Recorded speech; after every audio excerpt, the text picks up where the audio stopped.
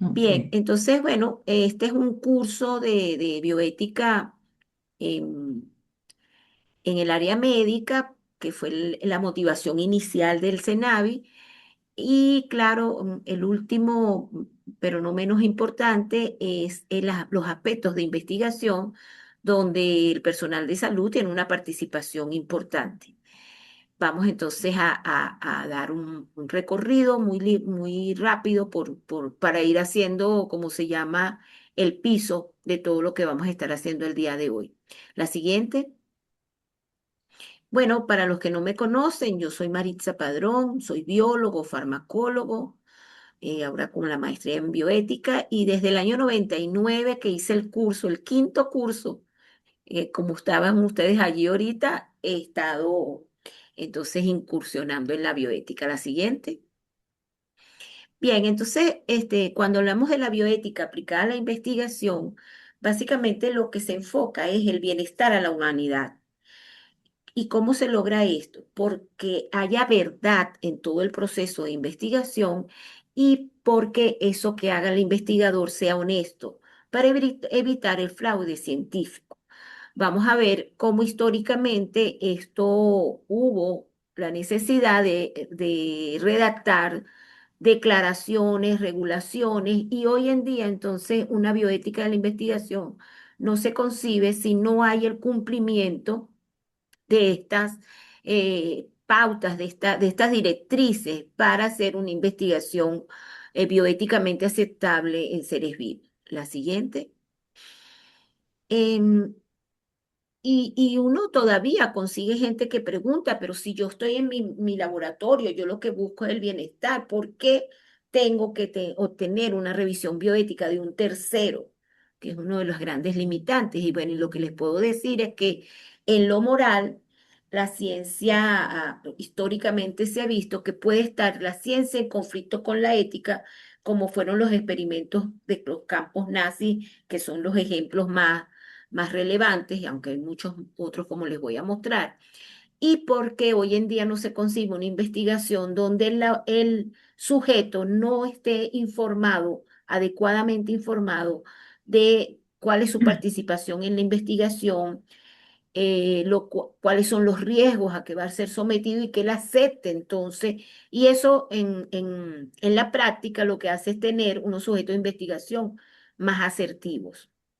Si en lo moral no los convenzo, en lo práctico hay también una necesidad de la revisión ética, bueno, porque es un requisito para publicar revistas. eh, Creo que ustedes no me ven. Ah, ok, ahí está user, aquí está, sale mi nombre, está diciendo la persona user. Gladys, ¿lo viste? Ah, ok, no, no, pero está bien. Es que como lo tengo en modo presentación, sí, está bien. Ajá. Después lo reviso. Eh, Bien, entonces, esa, hoy en día las publicaciones es una exigencia tener un aval bioético, la investigación para poderlo publicar.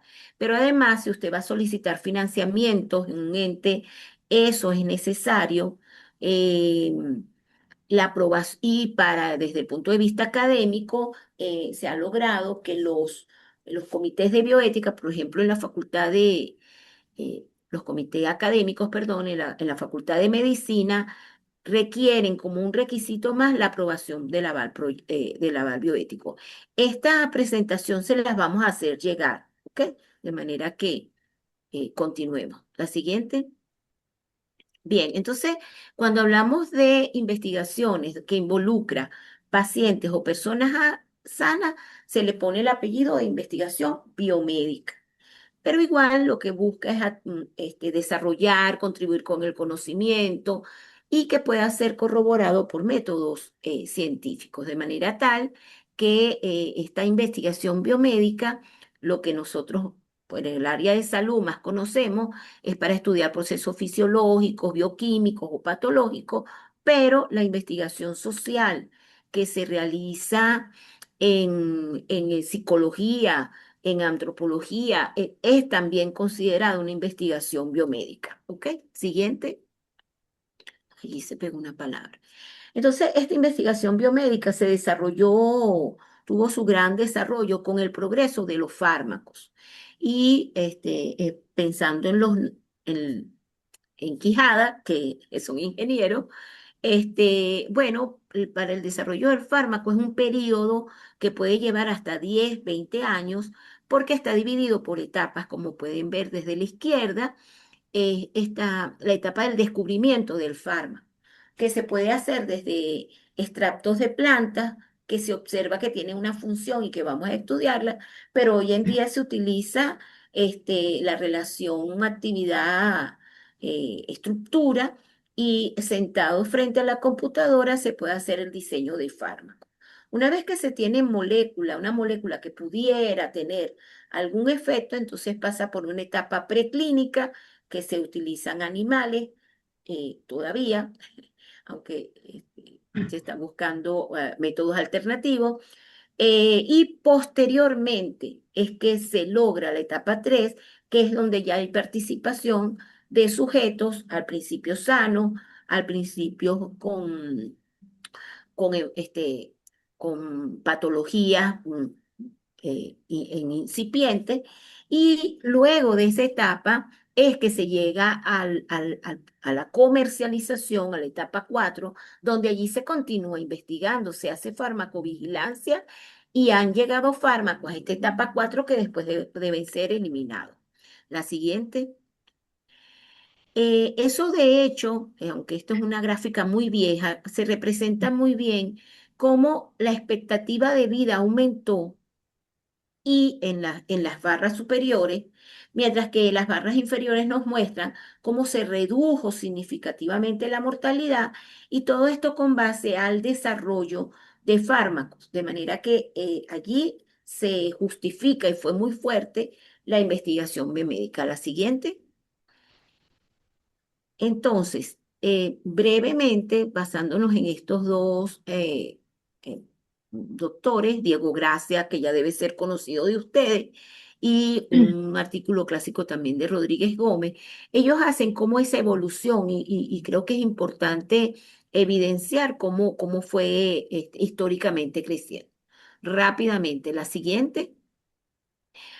Ellos parten de que hay etapas. Entonces, la primera etapa, por supuesto, es la etapa primitiva, con un carácter mágico religioso, no se sabía, no se conocía, sino que alguna persona, curandero, el brujo X, hacía un poco por ensayo y error, diría yo, el cuidado del enfermo. Entonces, basado en productos naturales que se desconocía el por qué actuaba de una forma u otra. La segunda etapa sigue evolucionando y ya es conocida como la etapa hipocrática. Esto es a partir del siglo V antes de Cristo, porque allí ya, sobre todo los griegos, buscan la observación, la contemplación, porque no era permitido hacer invasivo, sino que aprovechaban y se contemplaban. Si me pasas la siguiente. Gladys. Entonces se habla que era una investigación fortuita, porque se trabajaba con cadáveres, con animales o sujetos condenados a muerte, como diría uno, que no tenía dolientes, y entonces se podían intervenir, o personas de escasos recursos. Entonces allí el conocimiento fue evolucionando por analogía, por azar, porque conseguían ese enfermo y podían entonces abrirlo o verlo y estudiar la enfermedad. Entonces se dice que en este periodo la ética que estuvo presente fue la ética de la beneficencia, donde se lograron grandes avances en el progreso científico y se dañaba a pocos, pero ese conocimiento era para el beneficio de muchos. La siguiente. Entonces, de nuevo, una recomendación eh, es esta película ya vieja, tiene 13 años, pero está basada en una novela de Noah Gordon, y donde allí se refleja muy bien en la película cómo toda esta evolución, cómo pasar de la ignorancia un poco al conocimiento en la medida que el humano, que el hombre, fue cada vez más atrevido y pudo entonces hacer estudios un poco más serios. La siguiente. Bien, entonces la tercera etapa es conocida como la etapa ya de la medicina científica, ya se renuncia a la tradición, estamos ubicándonos como en el 1500, siglo sexto después de Cristo. Entonces allí los hombres vieron que esa observación de los fenómenos no era suficiente, sino que había que buscarles explicación y esto se comenzó inicialmente por la intuición, por la experiencia y desde el punto de vista farmacológico se basaba un poco en ensayo y error. Aquí sí tenían ciertas sustancias, pero bueno, ¿le beneficia o no? Una polifarmacia tratando de resolver la enfermedad sin tener conocimiento serio o más adecuado sobre, en el caso de los fármacos, los mecanismos de acción específicos. La siguiente. Entonces, ya a partir de allí, fíjense, siglo III antes de Cristo, hay registros históricos de casos de abuso en investigación. Un ejemplo emblemático es el de Beaumont, que le llegó un paciente con una herida de bala y él conectó unas sondas para estudiar todos los líquidos gástricos. Y él le hizo ir por 3 años para sus estudios sobre las secreciones del estómago, lo cual llevó a, como pueden ver en el lado derecho, a un libro que es importantísimo para el área gastrointestinal, pero él casi que en la última página dice, cónchale, yo he debido decirle a este señor, Alexis Martin, que yo lo hice venir 3 años a mi consulta por mi beneficio como investigador y no porque era necesario para su patología. La siguiente. Bueno, entonces esta tercera etapa, comento, ya se habla de la etapa experimental, porque se busca las respuestas, el porqué de lo que está sucediendo, surge ya el método científico, se comienzan a hacer estudios controlados y ese es en la época en donde ya la terapia viene siendo más racional. La siguiente. Eh, de nuevo, combino esto con casos de abuso de investigación que fueron importantes las investigaciones realizadas, como la de Albert Neisser en 1898, que descubre nada menos que la Neisseria gonorrea, una bacteria gram negativa que tiene que ver con eh, ¿cómo le llama? Enfermedades de transmisión sexual como es la sífilis, pero él fue juzgado y condenado porque por sus investigaciones él inyectaba el suero de pacientes enfermos en pacientes que tenían sífilis con otras enfermedades.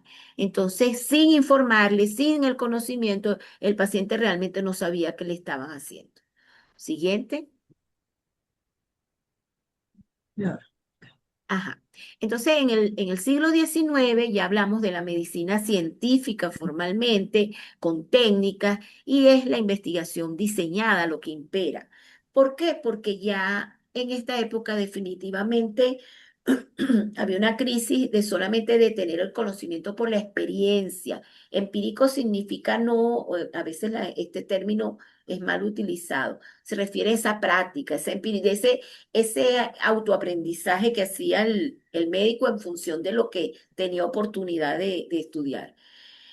La analogía, aunque se estudió mucho y ayudó mucho en la parte anatómica, el estudio de seres inferiores, como por ejemplo el gato, era la representación del mamífero, pero se veía que no, la analogía no podía hacerse directamente, que hacía falta el estudio en humano. Y para poder hacer estudios científicos, controlar el aprendizaje. Entonces ya allí son diseños experimentales, como los conocimos, con una estadística descriptiva o inferencial que permite entonces a incluso una predicción de lo que puede suceder. La siguiente. El hecho es que entonces, antes de la Segunda Guerra Mundial, los investigadores eran pocos y eran un hobby y se dedicaban por vocación, mientras que en la Segunda Guerra ya había una problemática allí y entonces tenían soldados enfermos, infecciones masivas. Entonces, eso hizo que la investigación se dirigiera a resolver esos problemas y por eso hubo avances en cirugía, en farmacoterapéutica, en técnicas como las transfusiones sanguíneas.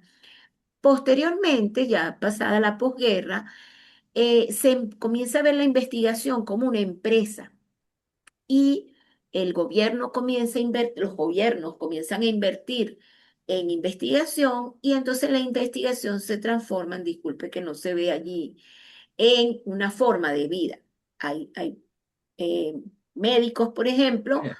que hacían investigación, que se gradúan de médicos, pero que nunca ejercieron como tal, sino que se dedicaban a la investigación. La siguiente. En cuanto a los fármacos, que ya se los he mencionado, hay situaciones históricas que marcaron una pauta. ¿Cómo fue el uso de la talidomida? Que esto fue a finales de los 50, inicio de los años 60, que sale al mercado como un antiemético para embarazadas. Pero este fármaco no había seguido esa secuencia que yo les mostré del uso en animales, de probar con pequeñas poblaciones, sino que surge al mercado.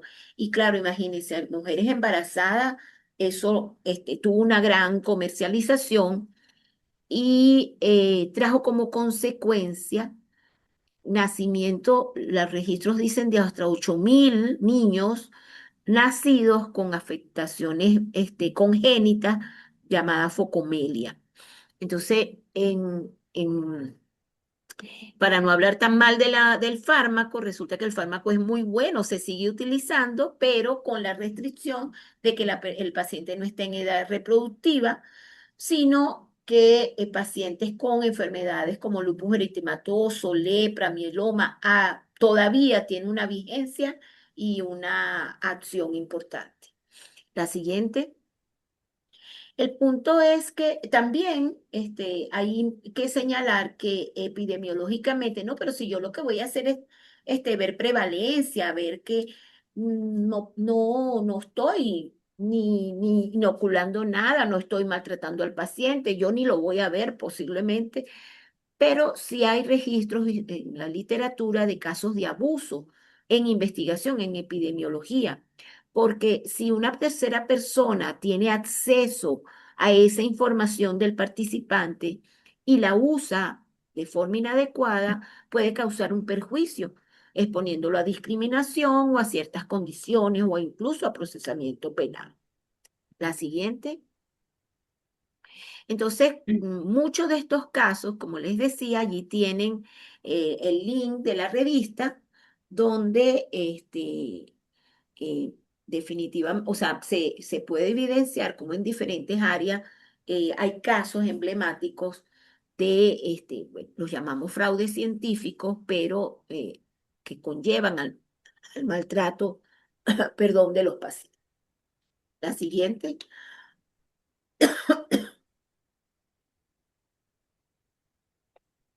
Bien,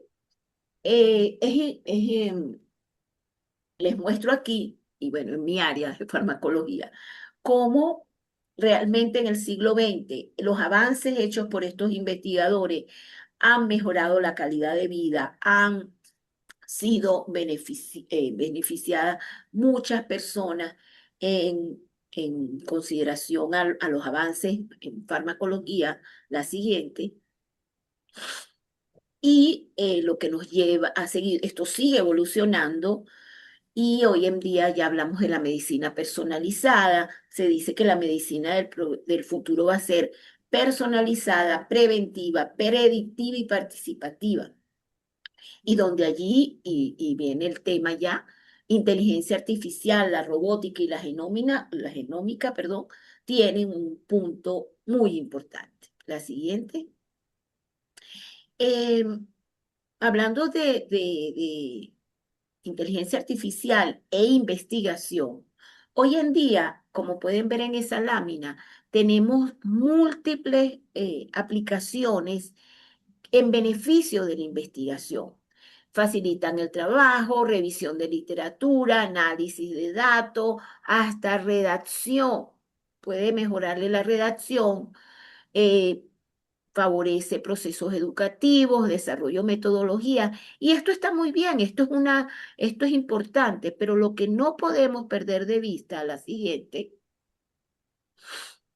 perdón, es que estas son herramientas, herramientas que por lo tanto usted puede utilizarlas, debe aprenderlas, eso lo tenemos ya en todos los ambientes, pero que lo que hace la inteligencia artificial debe ser corroborado, porque el que va a ser evaluado es usted, no la inteligencia. Y en la medida que estas herramientas, estos sistemas se han venido evolucionando, también ha evolucionado la capacidad, programas para detectar plagio. Y a mí particularmente me parece que siempre debe estar sobre la balanza. Si toda la inteligencia artificial me hace todo el proceso, ¿dónde está mi aporte como investigador?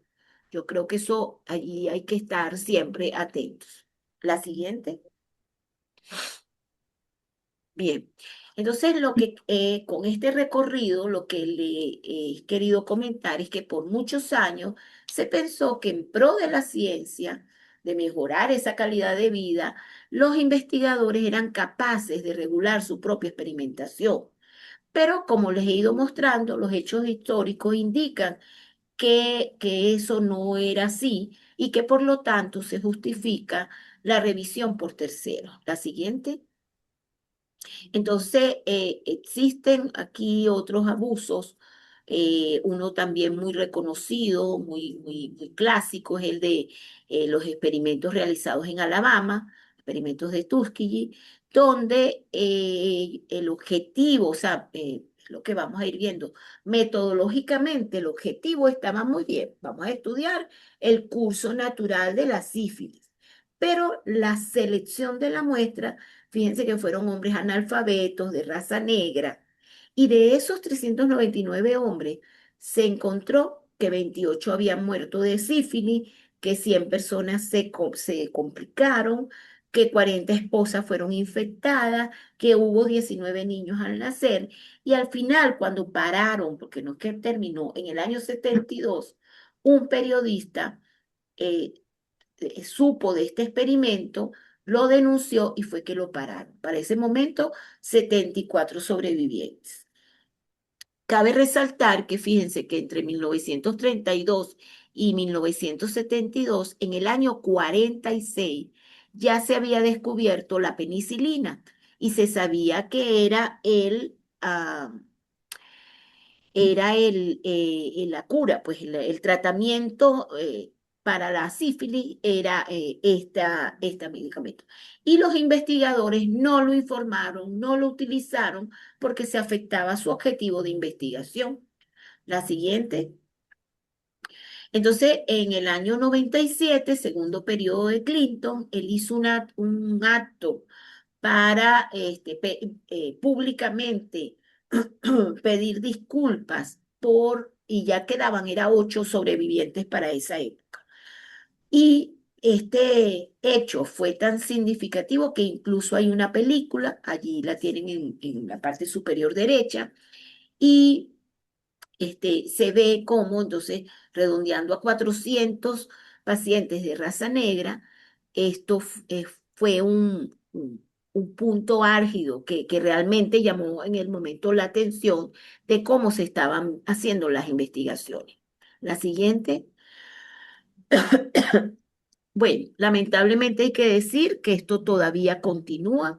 Allí brevemente les señalo dos casos, uno del 2003, uno del 2016, reconocidos y están descritos en la revista como hechos de fraude científico, porque publicaron muchísimas investigaciones y luego se demostró que había mala conducta en esas publicaciones porque fabricaban los datos.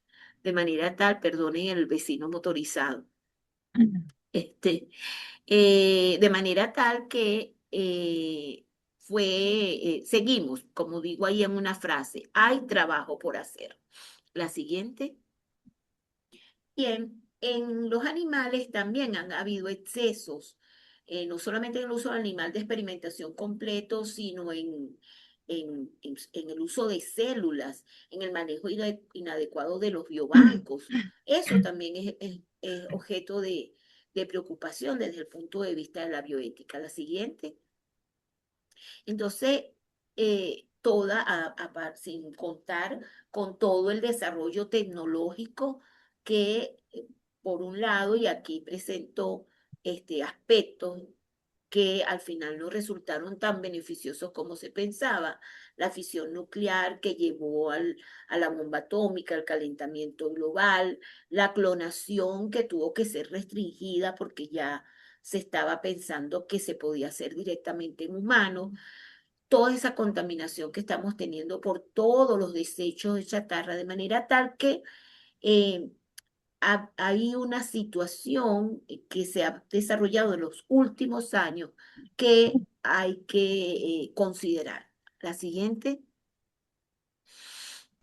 Bien, y la profesora Gladys Velázquez en una oportunidad inició que en las universidades tenemos nuestros propios abusos cuando se inicia un estudio sin estar bien planificado, en áreas donde ni siquiera se tiene experiencia, y creo que uno de los casos tiene que ver en eso de los proyectos que vamos a evaluar esta tarde, o utilizar recursos institucionales sin aprobación, o invadir la privacidad del sujeto con preguntas íntimas que ni siquiera tienen relación con los objetivos del estudio, o tomar muestras biológicas y luego no se procesan, y proyectos que se inician, tiene toda una data, se esperan unos resultados, pero o bien se encuentra cuando ya el proyecto está avanzado que no es viable, o desarrollan el síndrome del TMT.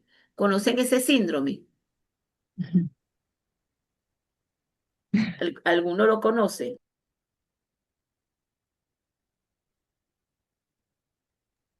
No lo Como conozco, que profesora. Bueno, eso es descrito como el síndrome de todo menos tesis, donde los estudiantes y los residentes recopilan toda la información y al final nunca concluyen el trabajo. Eso también es un abuso, porque se ha invertido un tiempo, se ha utilizado unos pacientes y después queda en el aire. De manera que eso también es necesario plantearlo. La siguiente, yo lo estaba. Entonces, ustedes me pudieran decir, bueno, pero yo lo que voy a hacer es una entrevista o voy a pasar un cuestionario con formulario Google. Yo ni siquiera voy a tocar sujeto, ni lo voy a ver. Y bueno, ya les hablaba de los abusos en los casos epidemiológicos. La siguiente. Entonces, mira, aquí lo repetí, perdón, se me fue 2 veces. La siguiente.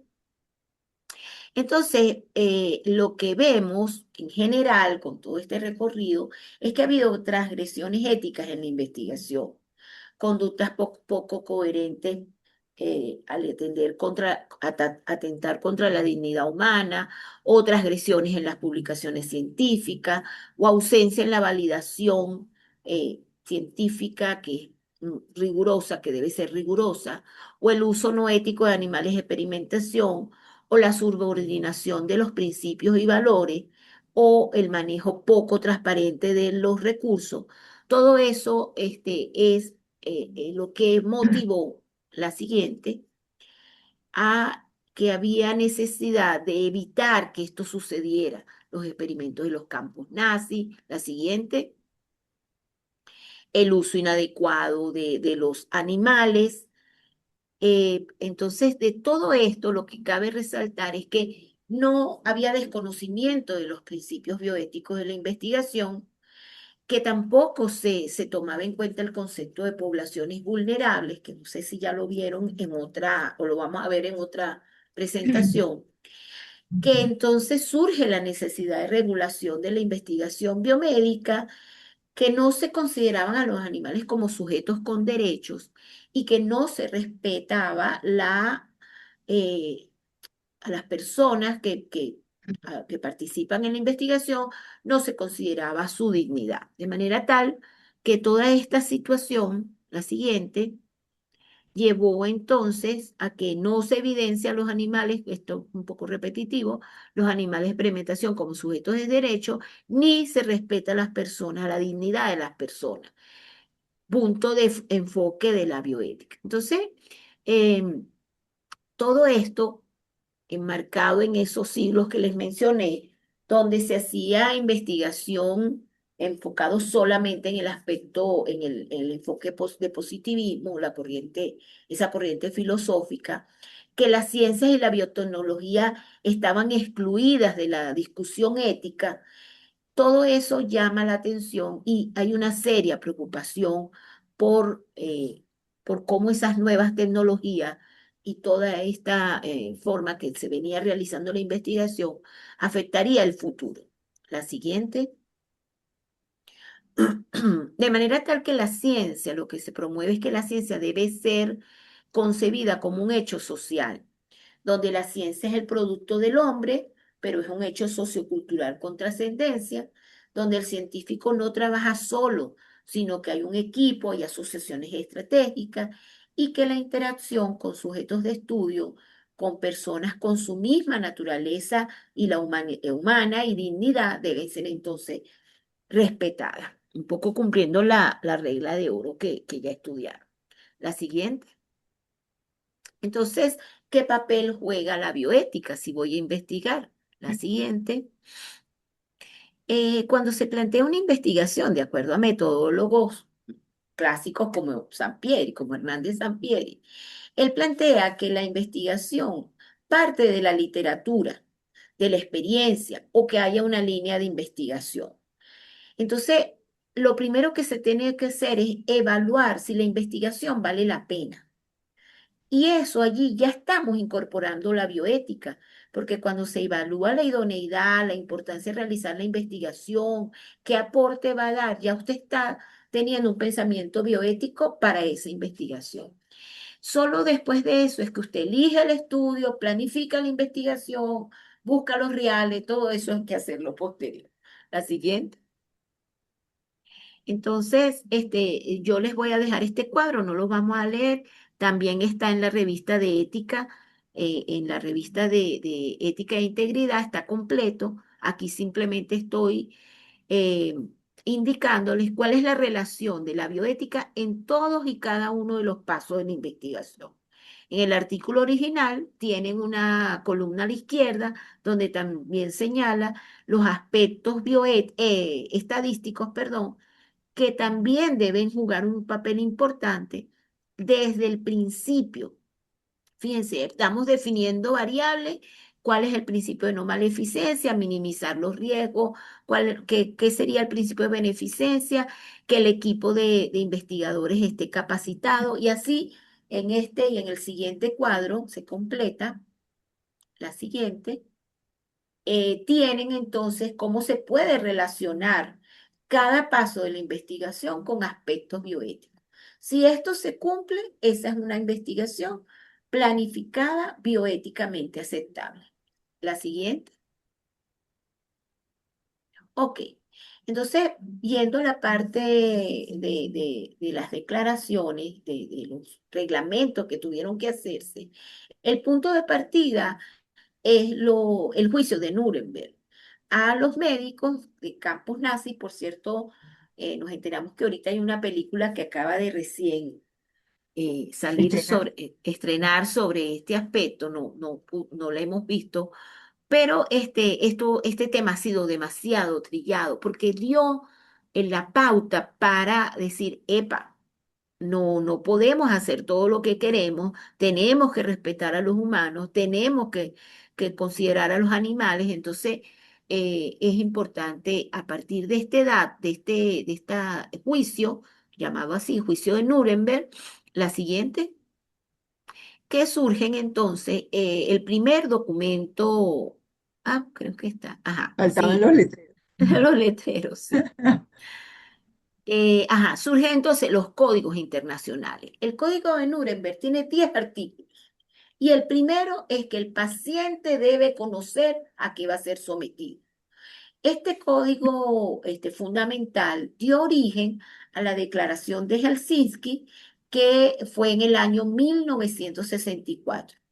Esta declaración ha sido actualizada y coloco la más reciente, octubre del 2024, que se volvió a realizar en esa misma ciudad, en Helsinki, y marca las pautas que debe tomarse en cuenta en cualquier investigación. Esto ha venido actualizándose en la medida que las tecnologías también han venido incrementando. En el informe Belmont fue una agrupación, una comisión indicada por el gobierno de Estados Unidos a raíz de la talidomida, a raíz de problemas. Entonces, el informe Belmont tiene la importancia de que por primera vez dice, en toda investigación deben estar presentes los principios bioéticos, eh, autonomía, beneficencia y justicia, y que posteriormente se incorporó la no maleficencia. Pero esos principios que ustedes han estado estudiando en el curso, a partir del informe Belmont 1978, son obligatorios que estén presentes en toda investigación. Un documento interesante, que es las buenas prácticas clínicas, es como una lista de cotejo que en el año 96 fue armonizada, quiere decir que varios países decidieron que iba a ser una sola. Esta lista de cotejo lo que hace es que usted al pasarla, verifica si la investigación cumple con los principios o no. Los dos que yo resalto en estos óvalos de color son como los más utilizados por los comités de bioética. El siguiente es la pauta que hizo la Comisión, a ver si me acuerdo, Internacional. Internacional de Organizaciones Médicas de Salud, gracias, Ajá. de la Organización Mundial de Salud. Ellos, como lo digo yo, tropicalizaron la declaración de Helsinki a los países como nosotros en vías de desarrollo. Y son unas pautas bien interesantes, están en revisión, pero todavía no ha salido la última versión, pero ellos dan pautas de cómo hacer la investigación, qué debe considerar, si la investigación es en niños, si es en embarazadas, si es en personas adultos mayores, todo eso está en consideración. Y entonces cuando hemos dado esta clase, los investigadores te dicen, ay, además de todo lo que hago, tengo que aprenderme esas normas.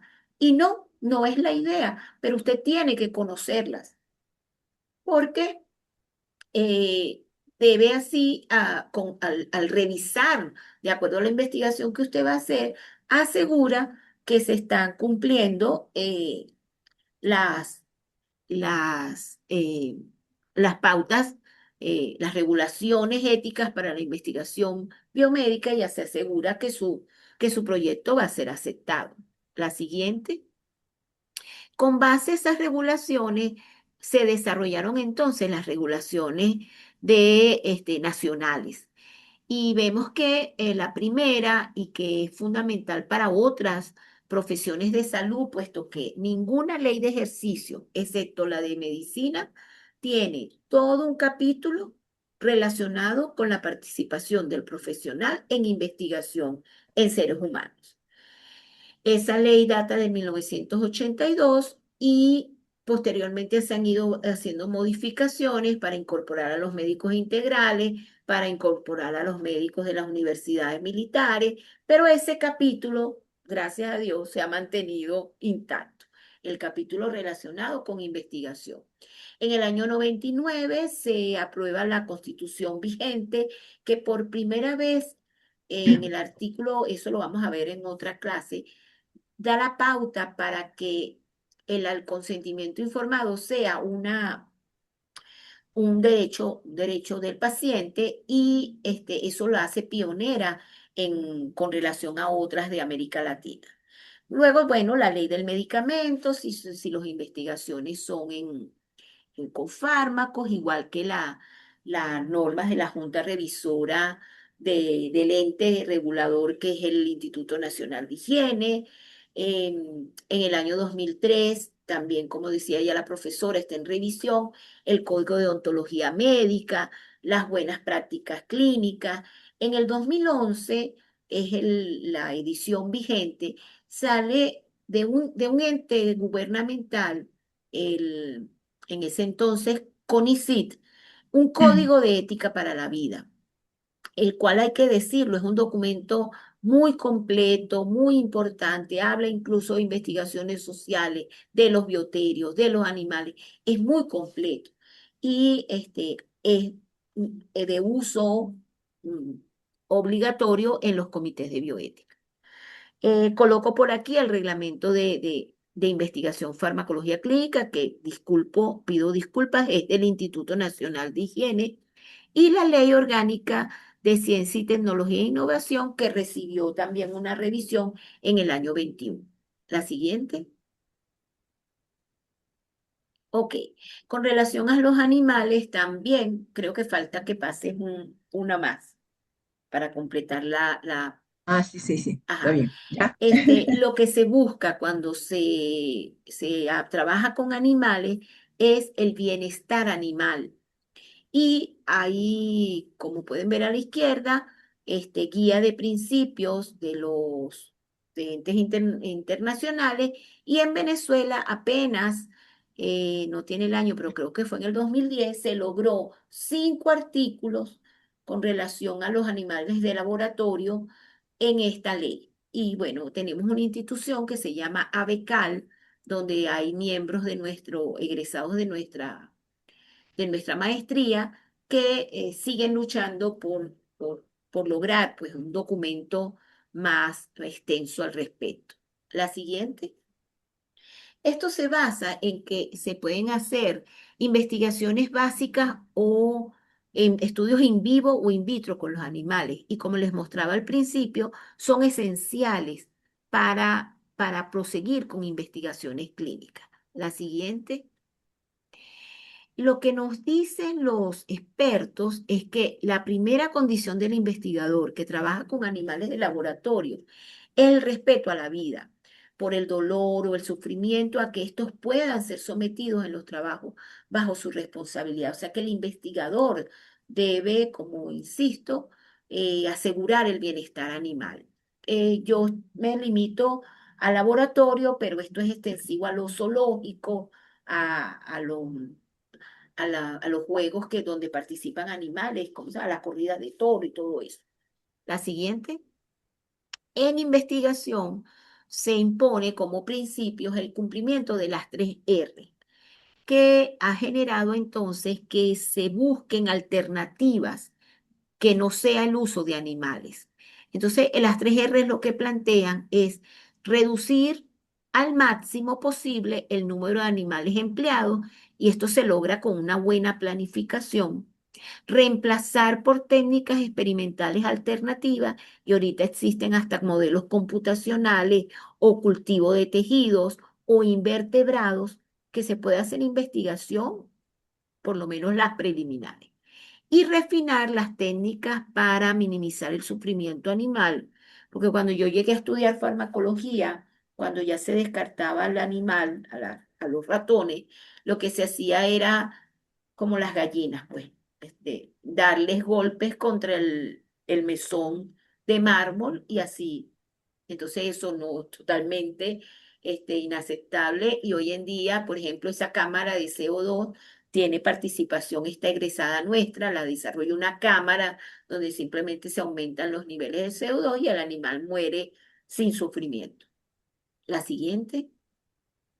Entonces, hoy en día, fíjense que a nivel mundial, más de 500.000 animales mueren cada año como consecuencia de estas prácticas. Eso lo decíamos años atrás. Sin embargo, la prohibición de realizar experimentos en animales existe ya en 40 países alrededor del mundo, y se han unido más de 1.000 compañías denominadas libres de crueldad animal. La siguiente. Bueno, era decirles que sí, esto está en auge y en América Latina se están desarrollando eso. Bueno, finalizo diciendo que les he mostrado es el iceberg de toda una situación, pero que estamos convencidos que si mientras más personas estén informadas, va a ser mejor la protección y las aplicaciones de ética para evitar el abuso del conocimiento biológico. Hay mucho trabajo que hacer, como pueden ver. Muchas gracias.